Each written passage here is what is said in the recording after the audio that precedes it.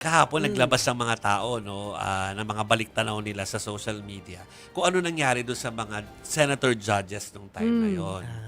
Dalawa kasi yon.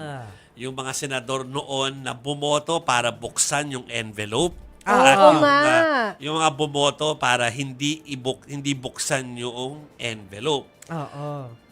At lahat sila ay meron naging consequence Ito after. ba yung hidden assets na bubuksan ng envelope ni Actually, Erap? binuksan din Hindi. eventually, di ba? Binuksan din naman yun eventually. Kaya lang, Diyos ko, sana pala binuksan ala. Kasi parang, kumbaga, parang wala naman palang makikita na. Pero anyway.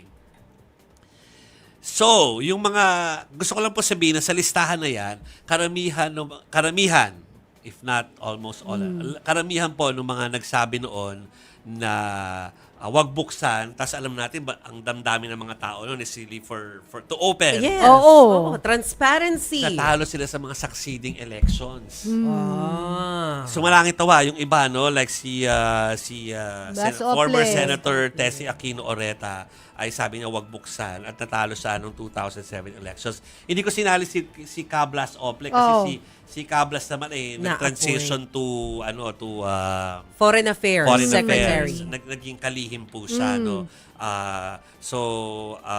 Natalo po noong 2004 naman si Jonas Menya. Si Robert Jaworski natalo noong 2004. Si JPE, nanalo siya. Kahit na hinawag buksan, nanalo siya. Na SJPE yun. Hindi, Oo, sabi mo hanggang kasi- ngayon nga, nasa gobyerno pa rin Sabi siya. mo kasi sa kanina, sumalangit nawa, kaya sabi ko Blas Ople. Well, kasama rin siya doon. Oo. Yun yung nire-refer ko. Pero yes, Yes, sumalangit nawa. silang dalawa Oo. ni Tessie Oo. Oreta ay sumalangit na po. Pero yun nga, ang consequence nga dito kay Ma'am Tessie tsaka sa iba ay yung sumunod na mga eleksyon, hindi na sila nanalo po. Ganun din po yung nangyari kay Nikki Cosete, kay Francisco Quintatad, at si Ramon Revilla Sr., na tatay ni Bong Revilla, nagretiro na nun eh. Walang epekto sa kanya, no? Si Miriam Defensor Santiago, natalo noong 2001, bilang Pangulo. Tumakbo siya. Kalaban Natalo niya siya. sa FVR. Pero nanalo siya sa 2004 Senate race kung ba nakabalik siya. So, merong mga nag-suffer.